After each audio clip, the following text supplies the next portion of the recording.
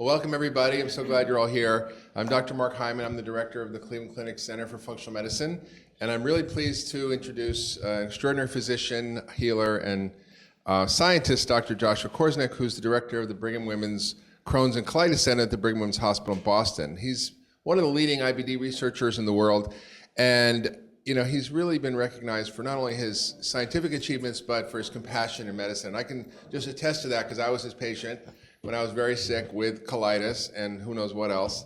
And I'm all better now, thank you. But he was just there and was present and was open and compassionate. One of the most extraordinary physician-patient relationships I've ever had. So thank you for that. And I also saw Dr. Lashnu who's here, who took good care of me as well. So it's been really an amazing journey for me as part of experiencing all this. He sort of pioneered work around Crohn's being part of a reaction from the innate immune system, which opened up a whole new avenue for research and therapy. He's researching now the intestinal microbiome as it plays a role in IBD and doing some really innovative research.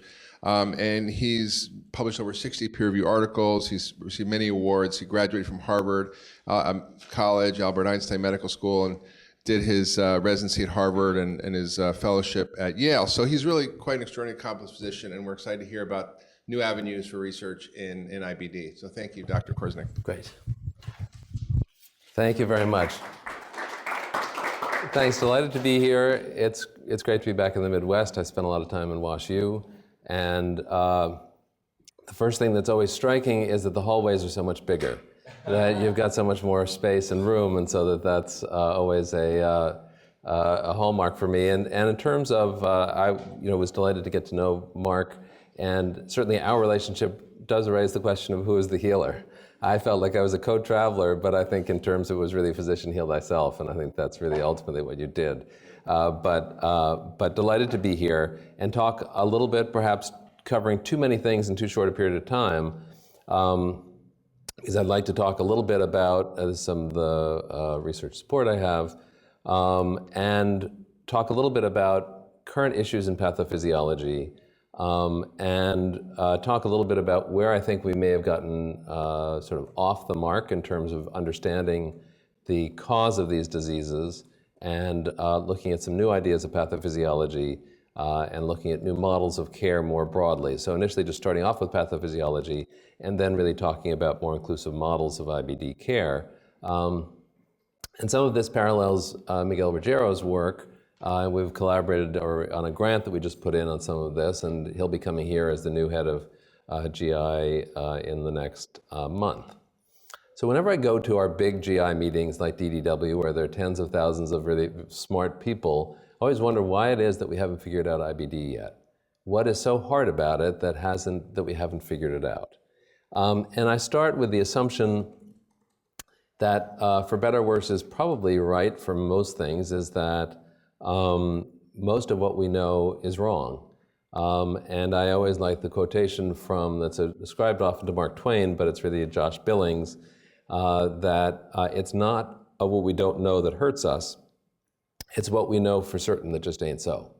And I think that certainly fits a good deal of, I think, our approach to IBD, or at least how we put the pieces together isn't necessarily quite correct. And it's certainly this issue of, somebody here searching for his keys. Are you certain you lost them here? No, I lost them across the street. Then why are you looking here? I think that is a lot of what happens in our research, in that we use the tools that we have that make it easy, but it's not quite on the mark. And I'll explain a little bit more what I mean by this in going over some of what our models are for how we've approached this disease. So when we look at this sort of standard conventional model of IBD, it's this idea that there is a variety of, did I lose my pointer here? But there's this interaction between the microbiome, between genetic susceptibility, immune response, and environmental triggers. And this is sort of what's used as the current model for essentially any so-called autoimmune disease, and whether this is genuinely autoimmune is a separate question. But I think it's very misleading, because it makes it suggest that all these are equally important. We figure out any one of them and it's going to be a huge advance in understanding what goes on. And when we look at it, I think it's really, these are important, but are secondary. And environment is really enormously important. And perhaps it's the hardest thing to study.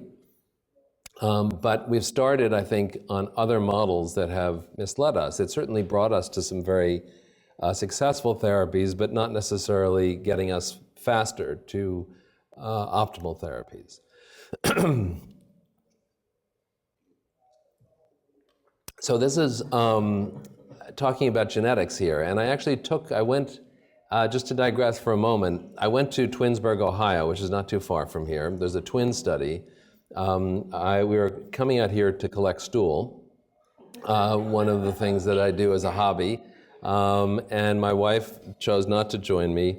But what happened, and I'm very indebted to Cleveland Clinic for this, so we had spent months getting ready for this project, and we wanted to look at how much of the microbiome is genetically determined, how much is environmental, and it's hard because twins grow up together most often, and so it was a very difficult study to do.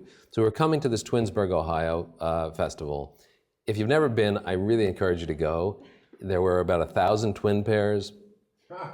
These people don't have IBD, but you feel impoverished if you don't have a twin because you feel like you've got this person, everyone's into being a twin here, so you can see. So these guys in the middle went to high school with the women at the end, and the guys in the back are the sons of the woman on the right. And we got here after planning for months, and the fellow I had been working with, I don't know whether it was his mistake or whether it was the company sent us the wrong things. Instead of having something like 75 hats, stool hats for collection, we had 75 Foley catheters. Oh no. And we had arrived on a Friday evening, and he gives me a call at like 10 o'clock at night. He's despondent after all this. He said, this isn't gonna work, I don't know what we're gonna do. So we're in Cleveland, we haven't driven out, we're driving out to Twinsburg the next morning. And so I called the Cleveland Clinic emergency room. And I explained what's happening, and I said, can I have some stool hats? And this really nice guy said, sure, drive up to the emergency room and I'll give you 75 stool hats. Which was amazing because if you did that in Boston, I can assure you the phone would get hung up and that would be the end of the conversation. And so I called later after to say to Cleveland Clinic, who can I thank, who can I reimburse for this? They said, don't worry about it.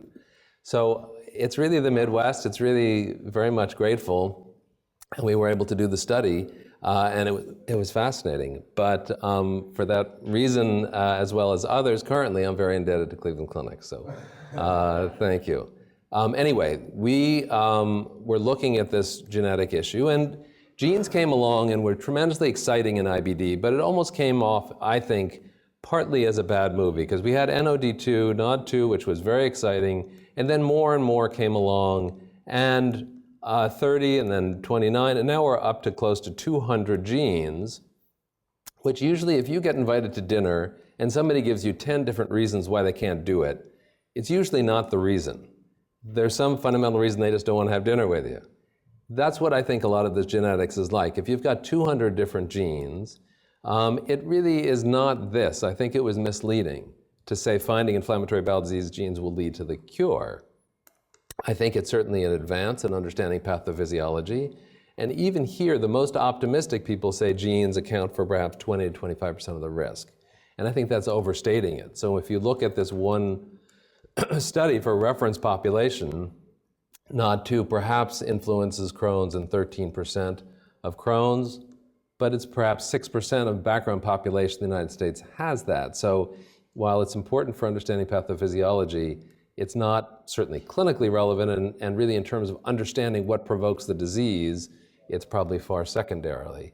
And IL-23 receptor, similar kind of process, and autophagy, which may be the most important, 34%, but 25% of the background population. So in terms of, yes, again, understanding pathophysiology is helpful, but what really goes on and what are the environmental triggers? So we've seen this now explode around the world. It's no longer a disease of the West, and that's clearly not genetic.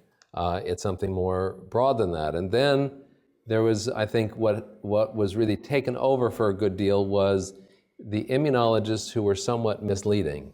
And it did lead to excellent therapies, but there's sort of the so-called T-cell mafia, which I think was a little bit misleading in terms of what really is the dominant forces in the disease. And looking at T regulatory cells, Th17, it's fascinating. It's a critical part of pathophysiology, but I think it's one step away. And these are secondary phenomena, not the principal efforts or principal concepts of what really go on.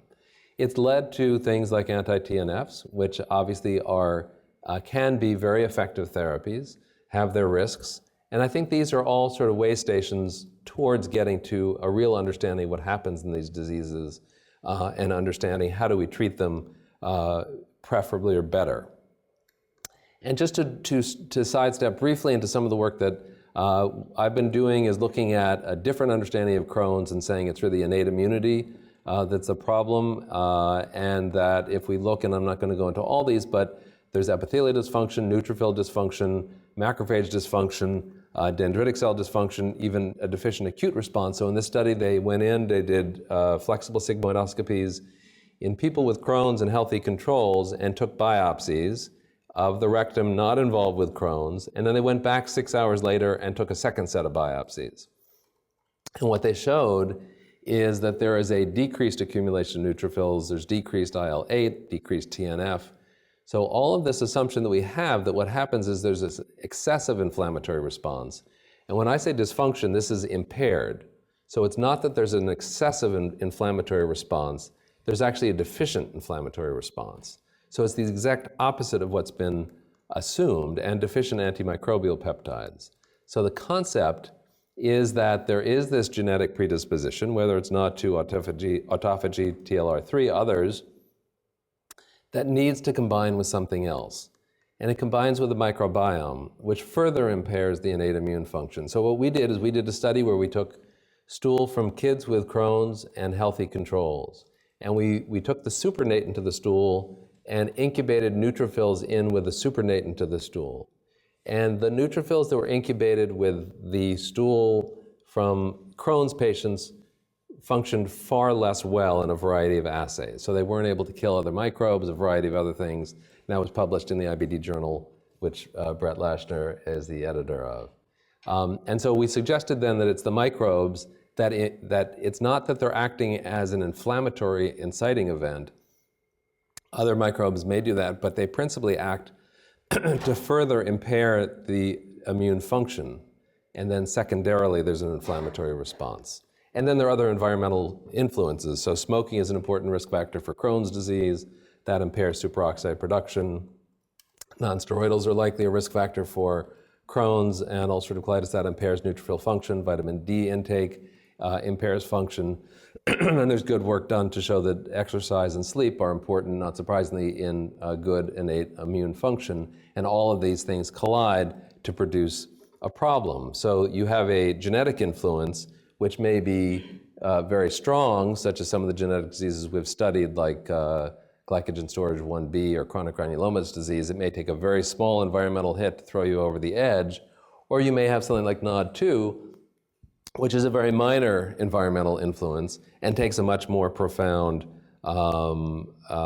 influence. And then you take that, and once you get the sum of events, you get that cascade of sufficient innate immune impairment that you can't clear the mucosa adequately, and that's what happens, why it's more of a GI-specific disease. So we have here then something where the disease really starts along here in innate immunity and the deficiency here. Usually the neutrophils, the foot soldiers of the immune system, should be able to dispatch with some potential invading threat. If they can't do it, macrophages get involved, and only when they can't do that does the T cell and B cell get involved, and is their chronic inflammatory response.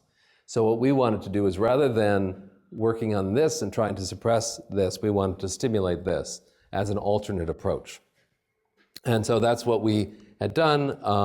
Rather than immune suppression, we looked at looking at a very different part of the area, and can we stimulate innate immunity, and it may be effective.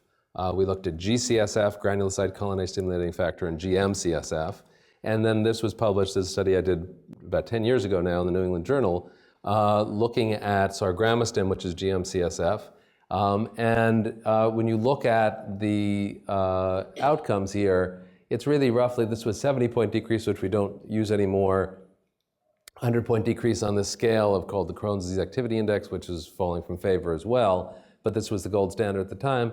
When you look here, this was about, I think, 18% versus 40%, which is really almost exactly where the anti-TNFs came in.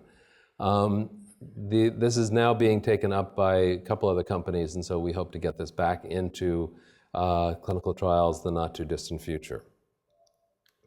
But ulcerative colitis, I think, is very different. Often we bunch them all together. We say these are the same, it's a chronic inflammatory process of the GI tract.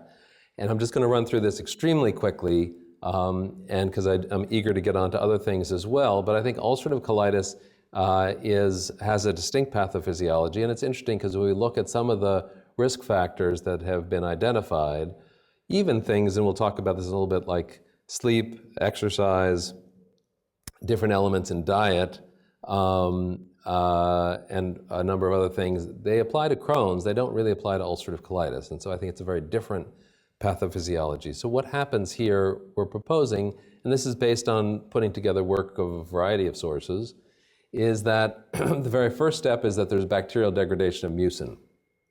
So that should be a protective barrier and keep bacteria further away from the lining of the intestine.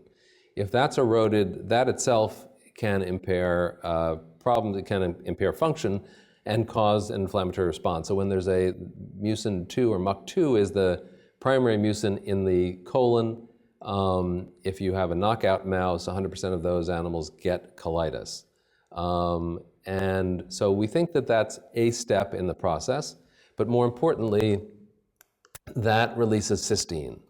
And cysteine is an important precursor of hydrogen sulfide.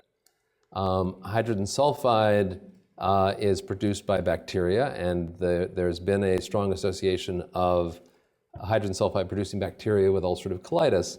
Some of this has been discarded because we haven't appreciated that other bacteria that are there and are there also in primary sclerosing cholangitis, such as Veillonella, are very strong producers of hydrogen sulfide. The next step is that many of us make hydrogen sulfide, but many of us don't have ulcerative colitis.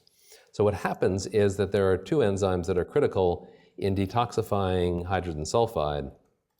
And there's some evidence, and we're generating some of that now, that there are bacterial inhibitors and environmental inhibitors of hydrogen sulfide detoxification in the mucosa of the colon. And then what happens also, and it's a separate pathway, is that there's, with more hydrogen sulfide around, there's more bacterial production of nitric oxide. And this cycle of events then leads to impaired butyrate uptake. So if you have hydrogen sulfide, your cells can't oxidize butyrate. And so Brett has done some excellent studies with butyrate a while back, and I think that they were, as much as there was a strong signal of efficacy, I think that this hydrogen sulfide around made it much less positive than it would have been.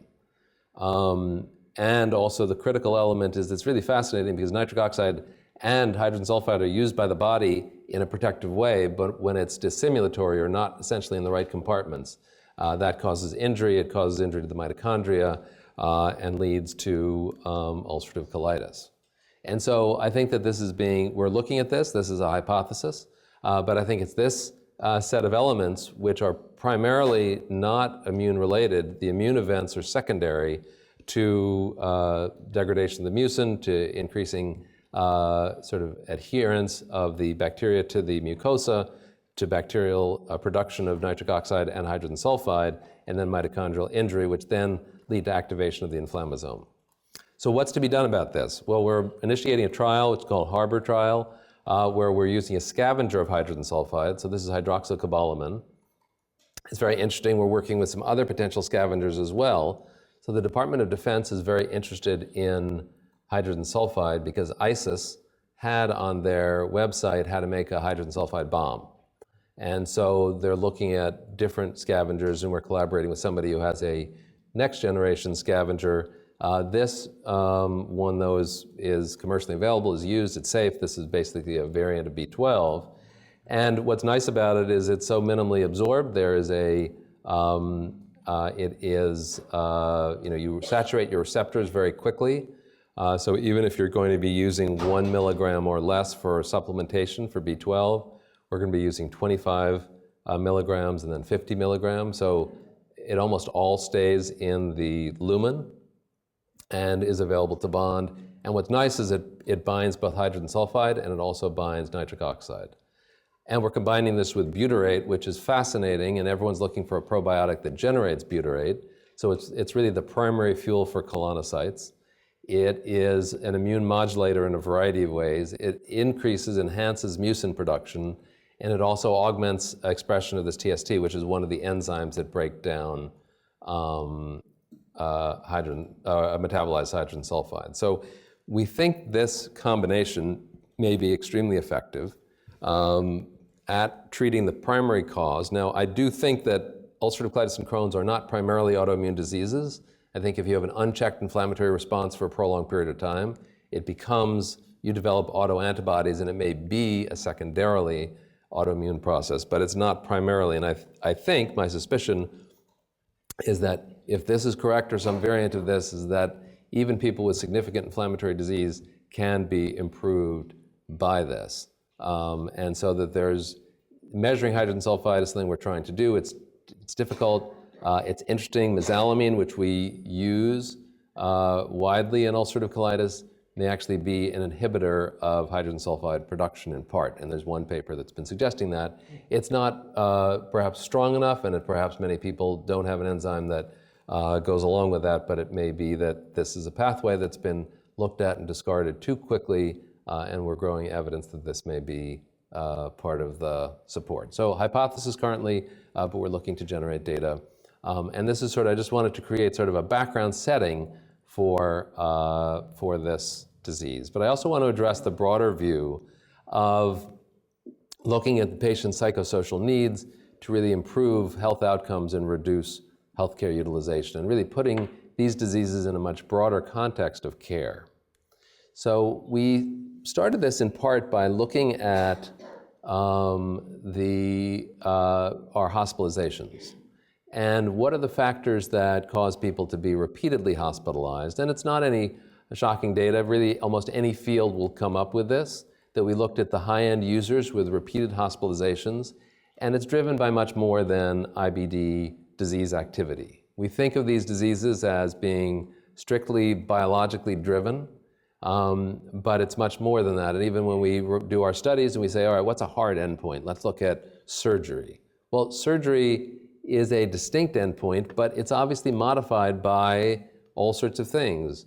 What's somebody's habits? What are they eating? What are they doing with their life? Are they taking medications?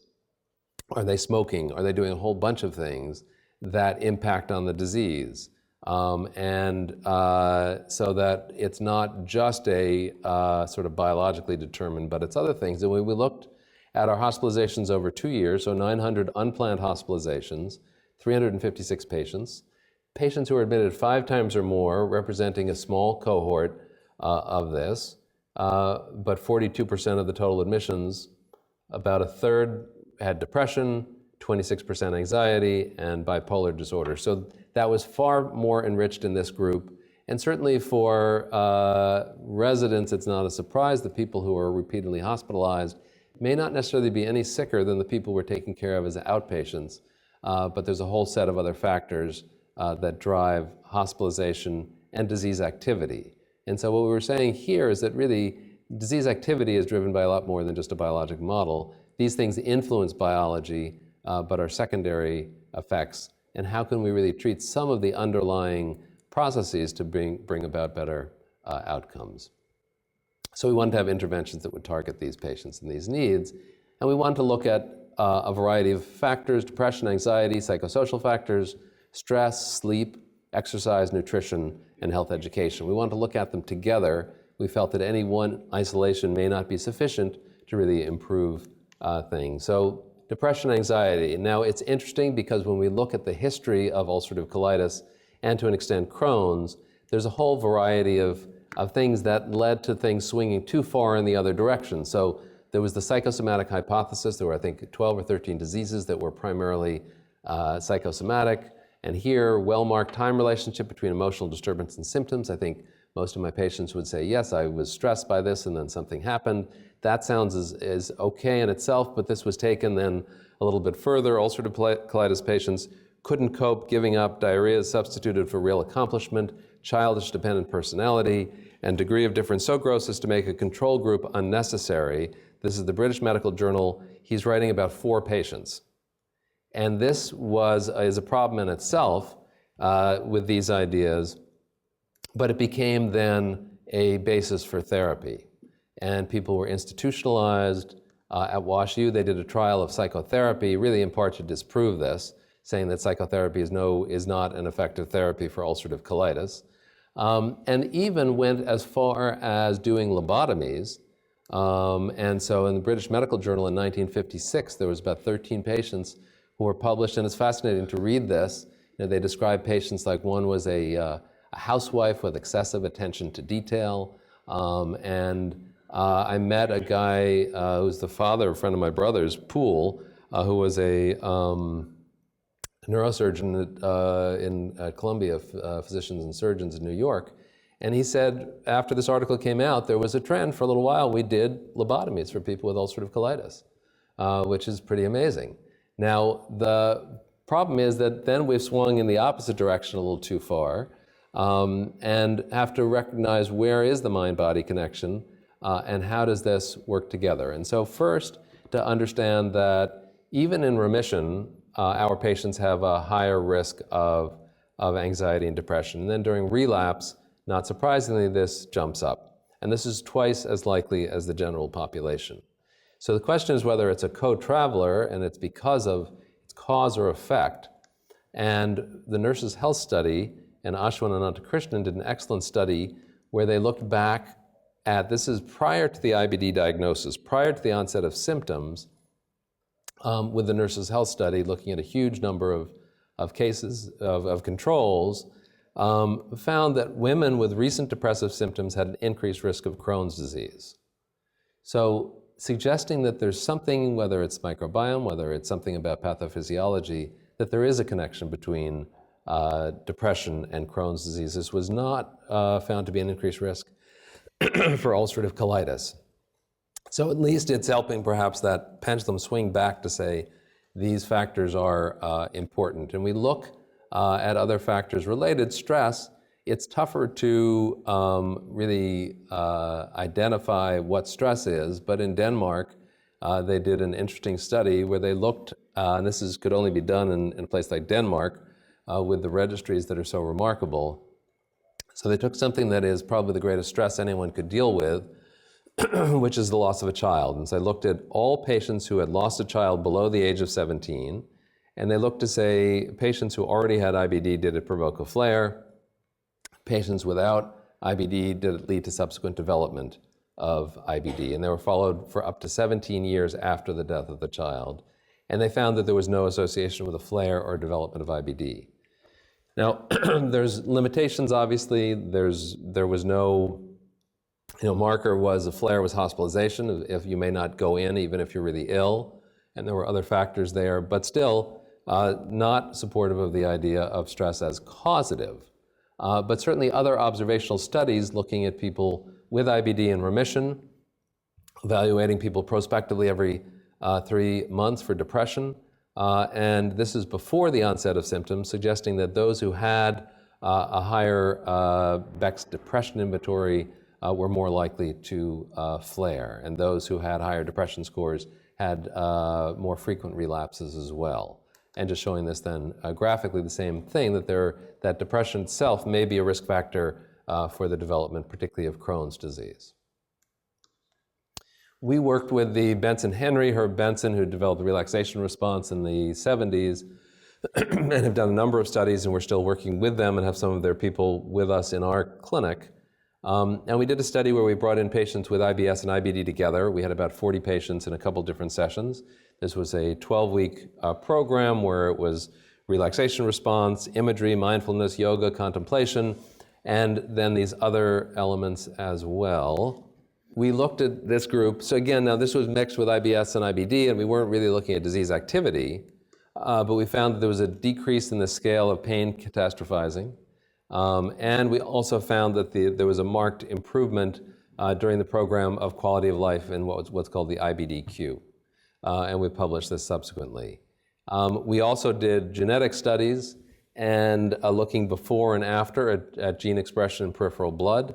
And we found that there was a variety of markers that were correlated, and particularly we found that NF-kappa B, which is central to inflammatory disease, was downregulated after this program. So interesting in terms of potential relationship between mind and body, looking at a genetic link with this as well, and we're doing subsequent studies with this as well. Sleep, not surprisingly, is a critical element in health, and there's been a variety of studies looking at sleep disturbance in IBD, high prevalence of sleep latency, fragmentation, sleeping pills in IBD, poor sleep quality was associated with an elevated CRP. It may be cause or effect, but this was then looking to say, is sleep disturbance a risk factor for flares?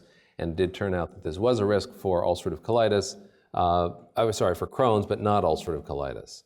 And those with impaired sleep had a twofold increased risk of active disease in the subsequent 6 months. And exercise, not surprisingly, also has an important effect on immune function. And this is, again, the Nurses' Health Study. Women who had at least in the highest quartile of physical activity had a 44% reduction in the risk of likelihood of developing inflammatory bowel disease. And again, interestingly, no effect on ulcerative colitis. And so low physical activity was a risk for the development of Crohn's disease. In another study, and low intensity exercise improved quality of life, may improve immune function through a variety of things. They took a group of people who were not with Crohn's but had not exercised at all, and they got them exercising and improved immune function in a whole variety of ways, increasing macrophage phagocytic capacity and improved microbicidal activity in sedentary individuals. So really a lot of data to say it can really improve Crohn's and prevent it. Now, nutrition is very complicated, and we think it's critical, but we're just not sure how.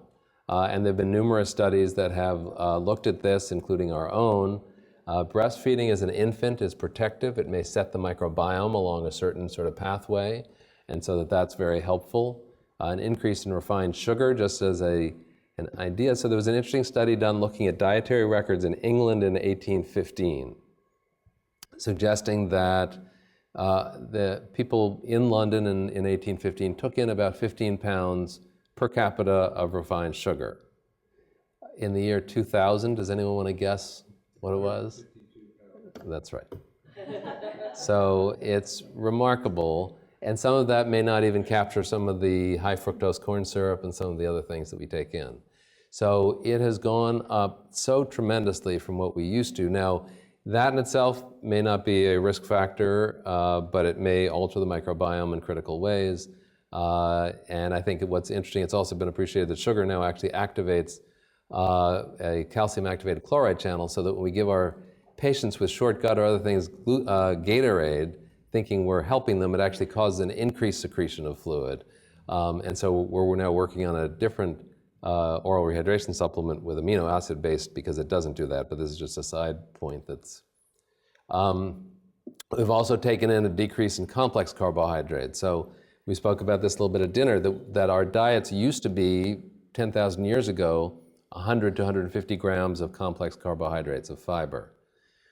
That's been reduced, but it used to be then that we would have colonic salvage, so that the complex carbohydrates would be transformed into short-chain fatty acids, butyrate and other things, by the bacteria in the colon. And so that the colon really used to be a nutritional organ. When you look at the diet of the lowland gorilla, their diet is more or less what we did 10,000 years ago, and they get about 40 to 60% of their calories are absorbed through their colon as short-chain fatty acids. It also means that those bacteria that are breaking down some of these complex carbohydrates, like bifidobacteria, lactobacillus, are hugely increased, or were increased, in that type of diet than what we take in today. So fast food has been shown to increase the risk of ulcerative colitis and Crohn's in a Scandinavian study. Interestingly, even though coffee may cause increase in symptoms, it may be protective against the development of ulcerative colitis and Crohn's. Unpasteurized milk may be a good thing for ulcerative colitis and Crohn's. Protective processed meat, particularly meat generally, sulfur, alcohol was associated with flares. When we repeated the same study just recently where we took 400 people in remission with ulcerative colitis, got food frequency questionnaire as a baseline, and just people on mesalamine, nothing else, and saw who flared over the subsequent year, we found there were some fatty acids that were associated with flares. We didn't find meat, sulfur, alcohol, or processed meat to be associated, but our sample size of flares was only about 50, so it may not have been enough. Dietary fiber, fruit fiber in particular, reduced the risk of Crohn's, but did not have an effect in ulcerative colitis. And fatty acids seem to be a critical component for a risk of flare in ulcerative colitis, more so than Crohn's. So it's hard to necessarily, we encourage dietary experimentation. A plant-based diet may be optimal, even though we don't have good data to support that. And certainly health education is an important component. It's interesting when you look at various studies that have been done. Educational programs in IBD in this particular study here showed no effect on patients' disease-related knowledge, depression, or quality of life. In another study, 59 patients enrolled with an active arm and standard care arm. The IBD-Q scores, the quality of life scores in those who were in the educational program actually worsened. Now, I don't know what they were teaching, but I think what's critical more is when you raise a bunch of issues, but you don't give a more comprehensive way of dealing with it, I think it does raise anxiety and can create problems. So I think education is critical, but in itself, it's not sufficient. So then how do we put this into a model of health care? So where have we been? So we look at this sort of nice model of care. It actually is not as nice, I think. When I first looked at this, I thought that this is sort of quaint, but he's not paying attention. He's not really listening to the doll's heart. It's not even on there. She looks a little disgruntled, I think, and maybe she's worried about her doll being sick. But it's still the model of the physician as the caring individual, even if he's a little distracted here. And it's the physician as the high priest, which even though we're getting away from it, I think it's still the core of what we do. We bring the patient to confession, we extract some information in terms of what the appropriate absolution should be, and then we give absolution, and they go on their way. And so the relationship becomes a very different kind of relationship. And I don't mean to minimize the doctor-patient relationship. I think it's critical. I think it's critical for health. But I think that it's become disproportionate and certainly misses things. And when we think about patient-centered care, it's amazing to think this is not that long ago. And when we think about if you brought someone into a room these days with this kind of place, they'd say, I'm out of here. And I think some of the quality improvement that we're working on these days tends to be more how far apart are the beds as opposed to can we really improve patient outcomes in certain ways. So what do individuals with IBD or really anything want? They want good service. They don't want to be kept waiting. They want appropriate care, good care by caring physicians. They want ease of communication with the office and with the provider. These are kind of obvious things, but as you know, it's not always so easy to make happen. They want to address the causes of a flare, and from a patient's perspective, it's often stress and nutrition, things that we don't necessarily deal with all that well. And there's the broader needs. There's psychosocial concerns, mental health, nutrition, stress management, health education, guidance on lifestyle, communication between providers, and not a fractured sense. They want more autonomy and more involvement in decision making. So that's really what we wanted to do, is create something for this with this sense of implied goals, is a broader system of care, which I think you're certainly doing here, and many places now are taking it on. It's really not an episodic care, it's continuous healing relationships. It's not, it's really trying to customize by what the patient needs. It's giving the patients more control, knowledge is more shared, decision-making is evidence-based and more of a joint process, and a variety of other factors that are important. So we developed what we call the CIRCLE program as our initial attempt in trying to bring this about.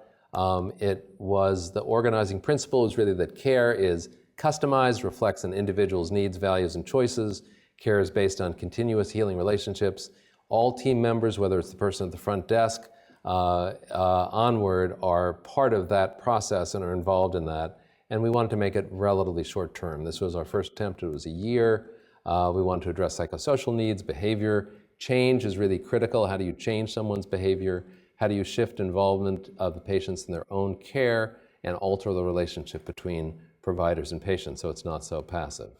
We had a variety of people involved, social worker and psychiatrists, stress management from the Benson Henry people. We had a nurse educator, a nutritionist, and then a variety of other supplemental programs as well. And for this particular group, we were trying to take the far end of the spectrum, so patients who had 2 or more hospitalizations in the previous year, 3 or more ER visits, and 4 or more clinic visits. So any of these would qualify them to be involved in this particular program. And we wanted to also alter patients' expectations and responsibility in their care and have the psychosocial care as a basic element, and each area in isolation is insufficient. Their involvement is essential, and we wanted to really provide them the tools. So we wanted to give them tools for whether it's meditation, whether it's for stress management, whether we developed an app so they could monitor their own progress through this, and permit the focus on the physician visit to be in medical care, and the whole team is there. So I think physicians also became sort of decompressed a little bit. We wanted to break this feedback loop so that there was not this continuous process with depression. Again, we were just looking at the far end of the spectrum. We wanted to develop a broader model of care that's now sort of spread out to everybody we take care of. We brought social work into it. Initially, we were looking at a health coach, but for our needs and our patients, and particularly maybe our particular social worker, this worked particularly well.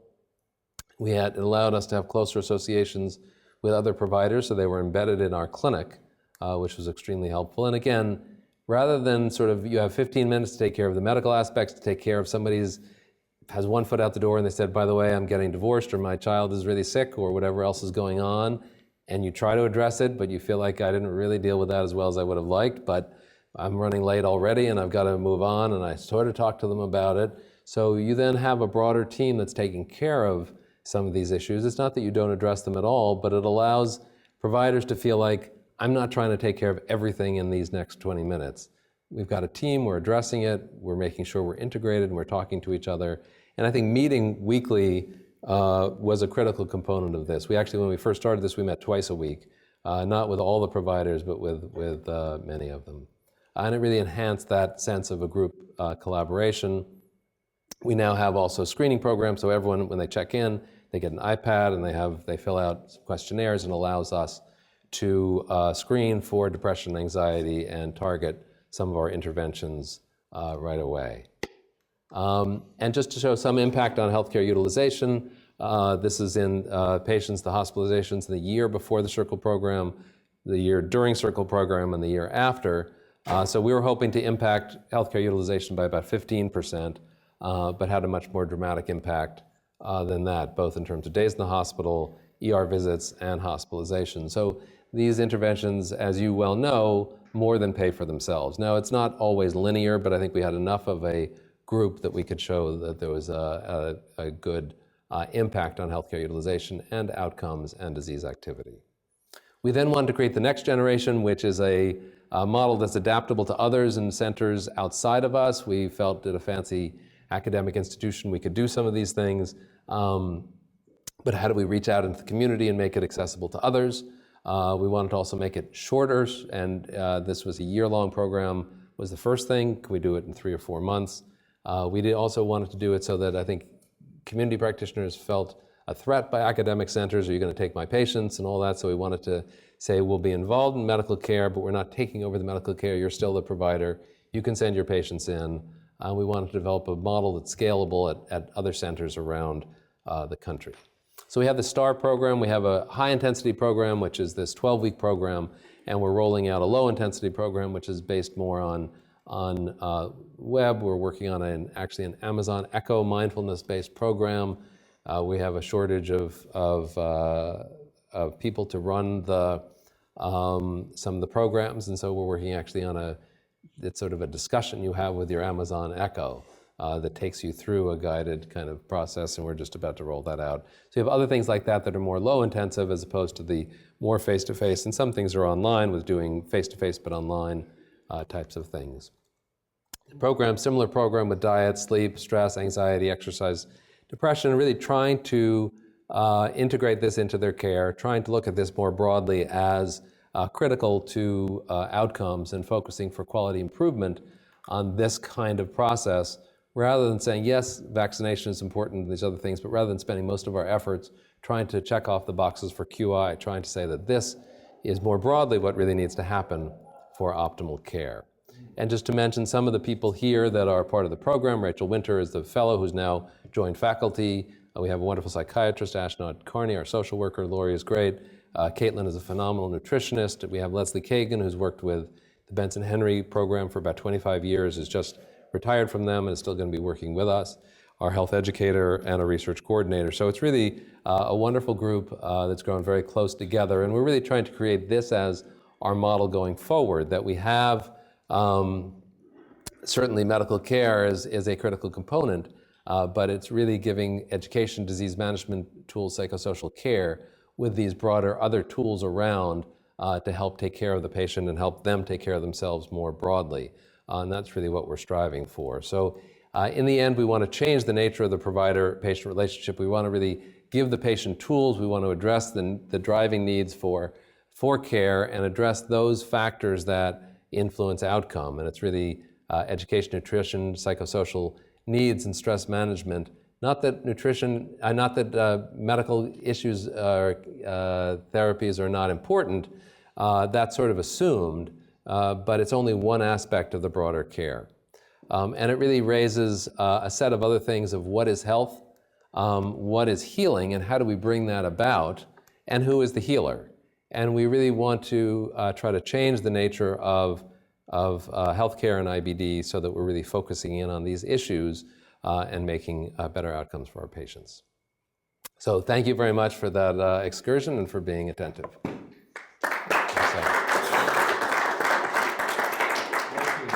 I wonder if anybody had any questions. We have about 10 minutes, so.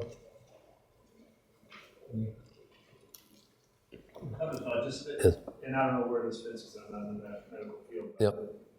Acupuncture, my wife just asked about that the other day. Yeah. Does that fit, or do you look at things like that, kind of those alternatives or the herbal? So absolutely. So I think it really broadens out what's available and what can be used, and it's trying to. So acupuncture in itself. So I think that there's two questions there. Really, is how do we incorporate alternate therapies into this?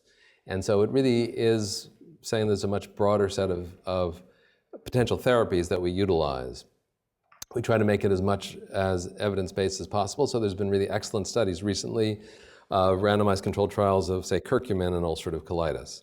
And I think there's a company that's forming to actually use a colonic delivery of curcumin. Turmeric or curcumin, it's an herb. And there are a variety of these polyphenols, which that all fits into, that have been helpful. Resveratrol, other things have been studied.